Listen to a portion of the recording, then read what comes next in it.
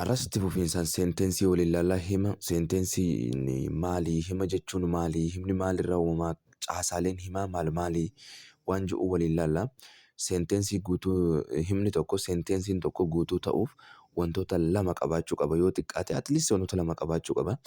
Inni jalqabaa sabjektii qabaachuu qaba eenyu kan gocha sana godhaa jiru verbiin immoo maaltu godhaa jira waan akkasii sana ilaaluu qabaachuu qaba. Aliirans aliin ni fiiga. Aliin sabjektiidha. Fiigicha sana kan raawwachaa jiru aliidha. Rans immoo fiigichi gochi fiigichaa sun maali? Verbi gochimaa jechuudha. Gocha tenses itti aanee yeroo waliin ilaallaa. Tenses jechuun walumaa galatti gocha tokko yeroodhaa waliin wal qabsiifnee ibsuu jechuudha. Gochi wanti ta'u kamuu taateen ta'u kamuu yeroo keessatti ta'uu qaba. Yeroo keessatti ta'e qaba. Yeroo dabre ta'uu danda'a. Yeroo ammaa ta'uu danda'a. Or yeroo gara fuula duraatti gocha ta'uu danda'a. Tensiin gochoota ta'an yeroo waliin wal qabsiifnee ibsuu yookaan immoo himuu jechuudha. Present simple itti aanee tensii hennaa ammaa yookaan immoo gochoota yeroo ammaa keessatti raawwatamaa jiran or gocha yeroo ammaatii walitti hidhata qaban kan ittiin qorannudha. Hojii yeroo ammaa yookaan yeroo hundaa ta'uu danda'a. Yaa fayyadama isaarratti hundaa'ee gocha ammaan tana raawwatamaa jiru ammaa wajjin walitti hidhata qabu or yeroo hunda waan dhugaa ta'e fa'aa ta'uu danda'a or waan namni tokko amala godhate ta'uu danda'a. Akka fakkeenyatti I eat aannan nyaadha. She eats isheen ni nyaatti.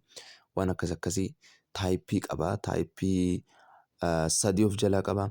Taayippii afur of jalaa qaba. Sanneen waliin ilaallaa amma teensiilee afran jiran teensii hennaa ammaa teensii past tense hennaa yeroo dabre future tense hennaa dhufu waan akkasii irruma keessa ilaallaa. Past simple itti aansine ilaallaa hojii darbe. I ate nyaadhe. She ate isheen nyaatte waan jiru pastiidha waan dabre.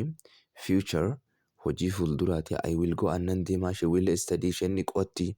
Basic structure waliin ilaalla isheetti aansee.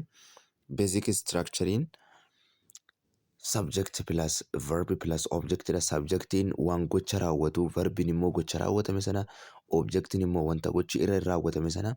I ate food. I'n subjectidha. Atein verbiidha. Foodiin immoo objectidha jechuudha. An nyaata nyaadha. She reads a book. Isheen kitaaba dubbisti. She'n subjectidha. Reading immoo maali? Verbiidha. Bookiin objectidha. Haala kanaan akkasitti caasaan himaa uumamaa yookaan immoo caasaan himaa kana fakkaata. Jalqaba subject doer of action ta'uu qaba. Itti aanee verb gocha action sana ta'uu qaba.